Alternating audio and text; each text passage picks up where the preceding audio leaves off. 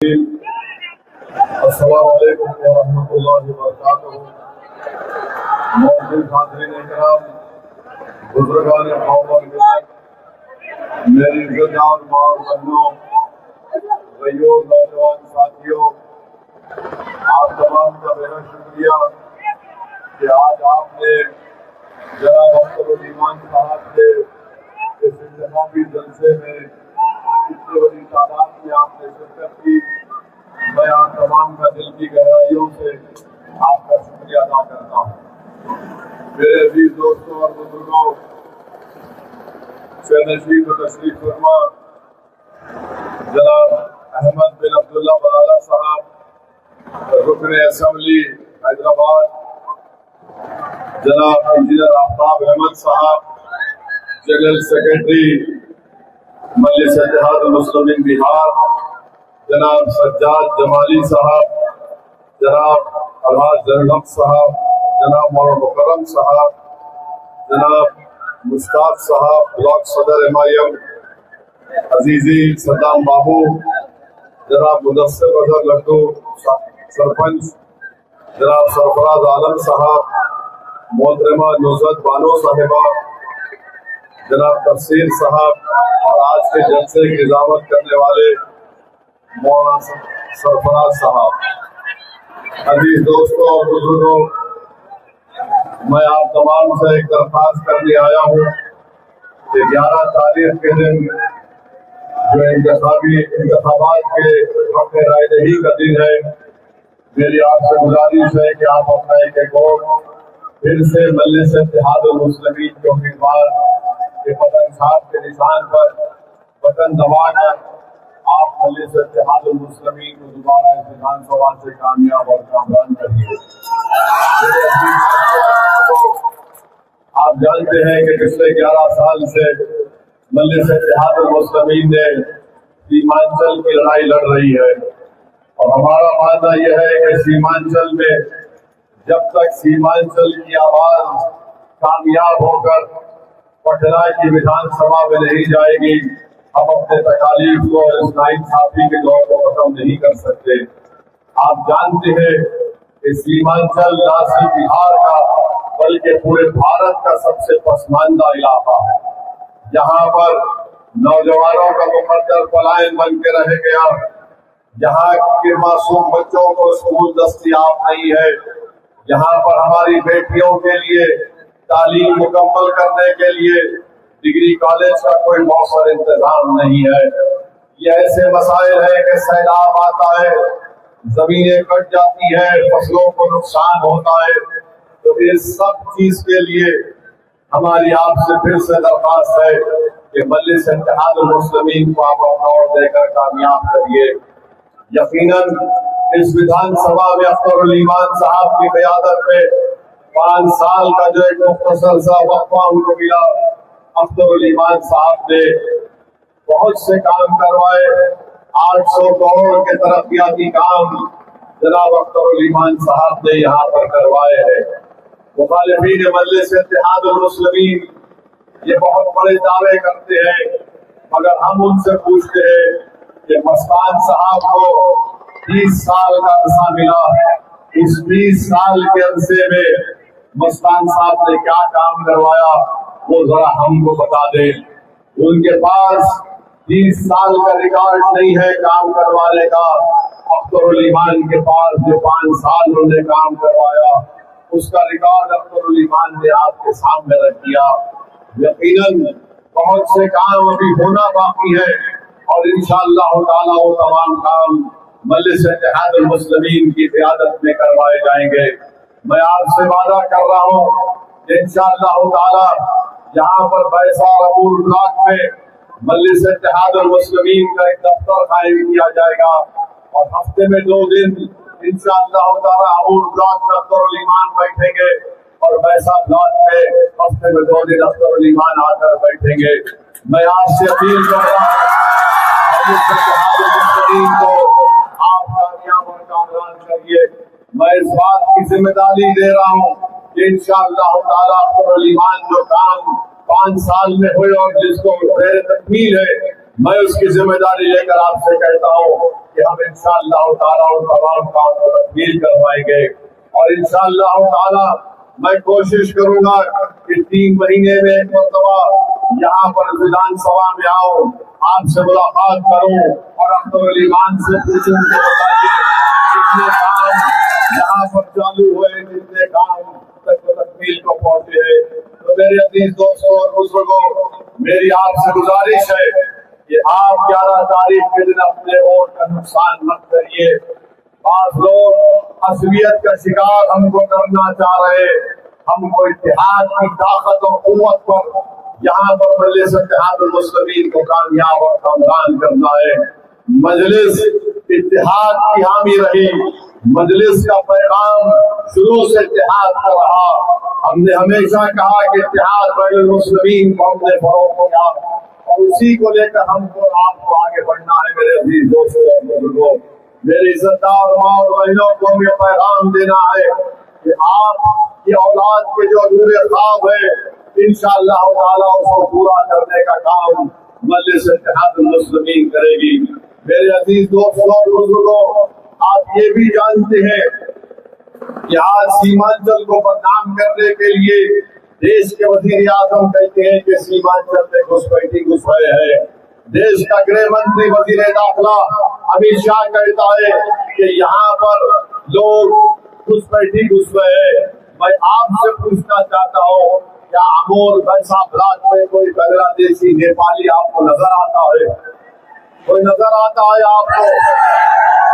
मेरे अजीज दोस्तों और बुजुर्गों, सीमांचल को बदनाम करने की नापाक कोशिश बीजेपी की तरफ से की जा रही है और हम सरासर इसको कबूल करने को तैयार नहीं है। देश का वजीर आजम बीजेपी का है, देश का वजीर दाखिला गृह मंत्री बीजेपी का है, बिहार का मुख्यमंत्री नीतीश कुमार तुम्हारा है। इसके बावजूद भी अगर तुम्हारी नाक के नीचे कोई घुसपैठी भारत में घुस रहा है तो जिम्मेदारी अमित शाह, मोदी, नीतीश कुमार की है या ओवैसी की है? बताइए आप। मेरे अजीज दोस्तों और बुजुर्गों, हम ये भी जानते हैं कि यहाँ पर 20 साल से नीतीश कुमार की सरकार रही है और 20 साल में उन्होंने यहाँ पर एक रिश्वत को आम कर दिया। हर ब्लॉक ऑफिस में आप देखते हैं कि भ्रष्टाचार और रिश्वत का बाजार आम कर दिया गया है।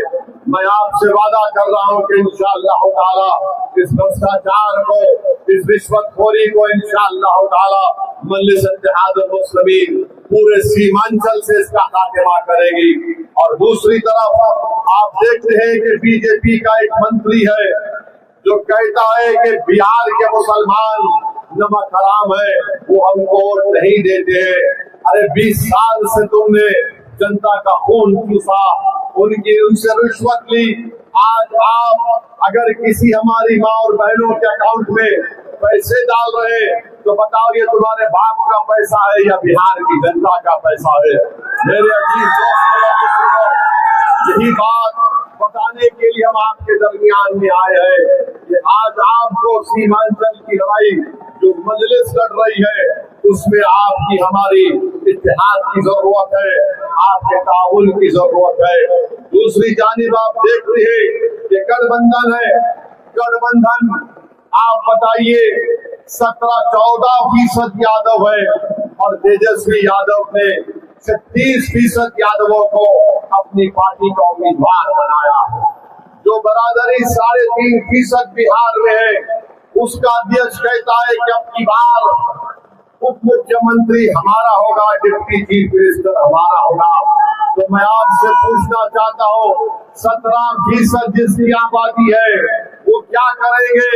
मैं आपको बता रहा हूँ कि मजलिस इत्तेहादुल मुस्लिमीन ने फैसला ये लिया कि इंशाअल्लाह ताला अब के बाद सीमांचल का बेटा बिहार का मुख्यमंत्री होगा। अगर 3.5% के लोग ये कहते हैं कि उप मुख्यमंत्री उनका होगा तो 17% का क्यों मुख्यमंत्री नहीं हो सकता है? ये हो सकता है मेरे भाई, बशर्ते कि हम अपने इत्तेहाद को मजबूत करें और अपने वोटों को मुंतशिर होने से बचाइए। 30 साल आपने मस्तान साहब को यहाँ पर मौका दिया, बताइए 30 साल में उन्होंने क्या किया। वो बोलते हैं कि मैं यहाँ के घर का बेटा हूँ। अरे घर का बेटा निकम्मा है जो 30 साल में कुछ काम नहीं करवाया।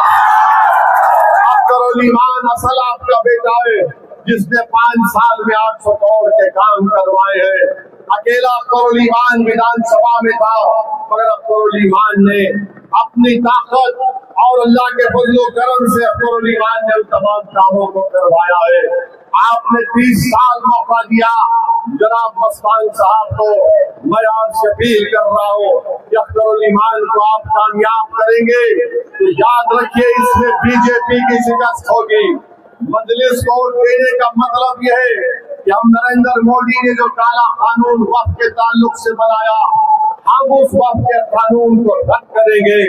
याद रखिए मस्जिदों को छीनने का कानून नरेंद्र मोदी ने बनाया, दरगाहों और खानकाहों को छीनने का कानून नरेंद्र मोदी ने बनाया, कब्रिस्तानों को छीनने का कानून नरेंद्र मोदी ने बनाया। बताओ मोर की जनता, क्या आप उसके हक में वोट देंगे जो हमारे मस्जिद और दरगाह को छीनना चाहता है? मैं आपसे अपील कर रहा हूँ, ये वक्त इंतशार का नहीं है, ये वक्त इत्तेहाद का है। और आपकी आंखों ने देखा, दुनिया ने देखा और आपकी कानों ने सुना। अगर भारत की पार्लियामेंट में अगर किसी ने अकेला खड़े होकर तमाम संविधान पे दलीलें देकर ये बताया ये कानून भारत के संविधान के खिलाफ है, ये कानून वक्फ की जायदाद को बचाने के लिए नहीं बल्कि मुसलमानों से उनकी जायदादों को छीनने का कानून बनाया जा रहा है, अगर किसी ने पार्लियामेंट में खड़े होकर बीजेपी और एनडीए और इन तमाम एमपीज के सामने कहा यह काला कानून है, मैं इस काले कानून को मसरत करता हूँ और उस कानून की कॉपी को हमने फाड़ कर पार्लियामेंट के फ्लोर पर फेंक दिया। हमने क्या कि मजलिस ऐसे कोई कानून को कानून नहीं मानती जो भारत के संविधान के खिलाफ बनाया गया हो, जो हमारे मस्जिदों को छीनने का मंसूबाबंद तरीका ये लोग बनाते हैं। तो मेरे अजीज दोस्तों और बुजुर्गों, वक्फ के कानून के खिलाफ 11 तारीख को आप वोट देंगे मजलिस इत्तेहादुल मुस्लिमीन को। जो ताकत, जो पार्टी आपकी मस्जिद और हमारी दरगाहों को भी छीनना चाहती है, मेरी आपसे अपील है कि हरगिज इंतशार का शिकार मत होइए। 30 साल आपने शख्स को मौका दिया, 5 साल आपने अख्तरुल ईमान को मौका दिया, वो काम आपके सामने है। बहुत से काम यकीनन अभी करवाना बाकी है। मैं जिम्मेदारी लेता हूँ इस विधानसभा की और इंशाअल्लाह ताला अख्तरुल ईमान का हाथ पकड़कर हम उनसे वो तमाम काम करवाएंगे जो यहाँ पर जरूरत है। दूसरी तरफ आप देखते हैं कि पूरे देश में बिहार में बीजेपी फिरका परस्ती को बढ़ा रही है। तो मेरे अजीज दोस्तों और बुजुर्गों, अज़लियत का शिकार मत होइए। घुसपैठिया बीजेपी कह रही है, आरएसएस कह रही है सीमांचल के ताल्लुक से, मगर आप जानते हैं मेरे अजीज दोस्तों और बुजुर्गों, कल तेजस्वी यादव ने क्या कहा? तेजस्वी यादव ने ये कहा कि असदुद्दीन ओवैसी एक्सट्रीमिस्ट है। और आप जानते हैं कि तेजस्वी ने क्या कहा कि असदुद्दीन ओवैसी आतंकवाद को फरोग देता है। तेजस्वी ने कहा कि असदुद्दीन ओवैसी एक्सट्रीमिस्ट है। बताइए, अगर कोई मुसलमान मस्जिद को जाता है तो क्या वो चरमपंथी बन जाता है? अगर कोई अपने सर पर टोपी पहनता है तो क्या कोई चरमपंथी बन जाता है? अगर कोई रोजे रखता है तो क्या चरमपंथी बन जाता है? अगर किसी की बेटी और माँ अगर अपने सर पे दुपट्टा और हिजाब पहनती है तो क्या वो चरमपंथी बन जाते हैं? क्या मदरसे को जाना, वे बच्चे जो मदरसे को जाते हैं क्या वो चरमपंथी बन जाते हैं? बताइए, ये पैगाम तेजस्वी यादव ने दिया है। एक तरफ मोदी कहता है सीमांचल में घुसपैठी का नाम देकर सीमांचल के अल्पसंख्यक समाज को बदनाम कर दिया जाता है, दूसरी तरफ गठबंधन का तेजस्वी कहता है कि ओवैसी चरमपंथी है। अरे मुझे चरमपंथी इसलिए कहते हो कि मेरे चेहरे पे दाढ़ी है अल्हम्दुलिल्लाह, मेरे सर पर टोपी अल्हम्दुलिल्लाह, इसीलिए कहता है कि चरमपंथी है, आतंकवाद है, आतंकवादी है। मेरे अजीज दोस्तों और बुजुर्गों, आपको पैगाम देना है इन दोनों ताकतों को, इन दोनों पार्टियों को, जो घुसपैठी कहते हैं, नमक हराम कहते हैं और एक चरमपंथी कहता है। और सुन लो तेजस्वी, सुन लो मस्तान साहब, इंशाअल्लाह ताला जो लोग चरमपंथी हमको कहते हैं, यहाँ की जनता उसका जवाब 11 तारीख को देगी, पतंग छाप पर बटन जवाब। अगर हम चरमपंथी हैं तो बताओ फिर तुम क्या हो? अरे मेरे अजीज दोस्तों और बुजुर्गों, तेजस्वी की नजर में वो चरमपंथी नहीं है जो उसके बाप के सामने जाकर सर झुकाए। तेजस्वी की नजर में वो चरमपंथी नहीं है जो उसके सामने नजरों को झुकाकर बात करे। तेजस्वी की नजर में चरमपंथी वो नहीं है जो उसके घर में दाखिल हो तो अपनी चप्पल और जूते को उतार कर नंगे पैर दाखिल हो जाए। तेजस्वी की नजर में चरमपंथी वो नहीं है जो उसकी गुलामी करे। अरे सुनो तेजस्वी, हम अल्लाह को मानने वाले हैं, हम रसूलुल्लाह सल्लल्लाहु अलैहि वसल्लम के उम्मती हैं, हम किसी की गुलामी नहीं कर सकते। सर झुकेगा तो जमीन व आसमान के खालिक के सामने हाथ उठेंगे भीख मांगने के लिए तो रब्बे कायनात से भीख मांगेंगे। हमने कभी गैरों की चौखट पर जाकर भीख नहीं मांगी, हमने हमेशा अल्लाह से उम्मीद लगा कर बैठी। अगर आज ओवैसी तुम्हारे दरमियान में आया है और तुमसे अपील कर रहा है कि अपने इत्तेहाद के ताकत के ऊपर तुम मेरी झोली में अपने वोट डाल दो, मैं इसलिए अपील कर रहा हूँ कि तुम्हारा और मेरा रिश्ता कोई खून का रिश्ता नहीं है, मगर वो रिश्ता है जिसको अल्लाह सुब्हानहू व तआला ने बांध दिया, जिसको कलमे की बुनियाद पर अल्लाह ने हमारे रिश्ते को मजबूत किया है। तो मेरे अजीज दोस्तों और बुजुर्गों, ऐसी ताकतों को मुस्तरद करिए, मजलिस इत्तेहाद और मुस्लिमीन का साथ दीजिए। अरे चरमपंथी तेजस्वी तो मुझको कहता है, सुन 5 मर्तबा का सांसद मैं हूँ और 5 मर्तबा में 2 मर्तबा बेहतरीन सांसद का अवार्ड मुझे दिया गया है। बताओ, जो बगैर देखे गूंगा पढ़ नहीं सकता वो असदुद्दीन ओवैसी को चरमपंथी कहता है। मैं पूछना चाहता हूँ, क्या मस्तान साहब चरमपंथी है या नहीं? तेजस्वी बताओ, बताओ तेजस्वी, मस्तान साहब चरमपंथी है या नहीं? अरे हम मस्तान साहब के खिलाफ है, मगर आज भी हम उम्मीद करते कि उनकी सेहत अच्छी हो जाए। हर 2 दिन 3 दिन को मालूम होता है कि अस्पताल में गए हैं, तबीयत नासाज।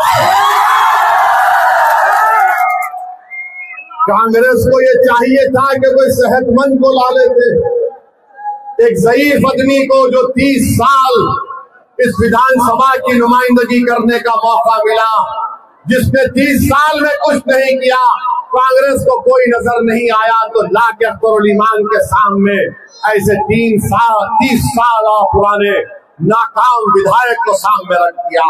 तो मेरे अजीज दोस्तों और बुजुर्गों, 11 तारीख के दिन आपको वक्फ के कानून के खिलाफ वोट देंगे, वक्फ के काले कानून के खिलाफ वोट देंगे, घुसपैठिया जिसने कहा उसके खिलाफ वोट देंगे, नमक हराम जिसने कहा उसके खिलाफ वोट देंगे, जिसने चरमपंथी कहा उसको सबक सिखाएंगे, जिसने चरमपंथी कहा उसको वोट देंगे, या जिसके चेहरे पर दाढ़ी है उसको वोट देंगे, जिसके चेहरे पर टोपी है उसका साथ देंगे, या फिर आप जिसको चरमपंथी होगा। मेरे अजीज दोस्तों और बुजुर्गों, ये हक और बातिल की लड़ाई है, बातिल को शिकस्त देना है और आपको हक को कामयाब करना है। क्या हक का साथ देंगे? इंशाअल्लाह मजलिस इत्तेहादुल मुस्लिमीन सच्चाई और हक को सामने लाकर आपके सामने बयान कर रही है। ओवैसी को चरमपंथी इसलिए कहता है कि तेजस्वी महसूस कर लिया कि वो कामयाब नहीं हो रहा है, बौखलाहट का शिकार होकर अपनी नाकामी का इसने इकरार कर लिया, ओवैसी को चरमपंथी कहकर। तेजस्वी, तूने जो चरमपंथी कहा, तूने सीमांचल और बिहार के 17% आवाम को तुमने धोखा दिया, उनकी बेइज्जती की, और इसका जवाब वो 17% 6 तारीख को भी देंगे और इंशाअल्लाह 11 तारीख को भी तुझे देंगे। तो नौजवानों, बुजुर्गों, मेरी इज्जतदार माँ और बहनों, मजलिस इत्तेहादुल मुस्लिमीन को मजबूत करिए, अख्तरुल ईमान को कामयाब करिए। आपका एक एक वोट, आपका एक एक वोट, आपका एक एक वोट, आपका एक एक वोट, आपका एक एक वोट, आपका एक एक वोट। मेरे अजीज दोस्तों और बुजुर्गों, सुबह सुबह 11 तारीख के दिन अपने पूरे गांव और अपने दोस्त और अपनी तमाम इज्जतदार माँ और बहनों को लेकर पोलिंग बूथ को जाइए और जाकर बता दीजिए कि सीमांचल पतन छाप का है। सीमांचल की जनता जिंदाबाद, सीमांचल की जनता जिंदाबाद। पतन छाप, पतन छाप, हमारा इत्तेहाद जिंदाबाद, हमारा इत्तेहाद। अख्तरुल ईमान, जिसने चरमपंथी कहा मुर्दाबाद, जिसने चरमपंथी कहा मुर्दाबाद, जिसने चरमपंथी कहा मुर्दाबाद, जिसने घुसपैठिया कहा मुर्दाबाद, जिसने नमक हराम कहा मुर्दाबाद,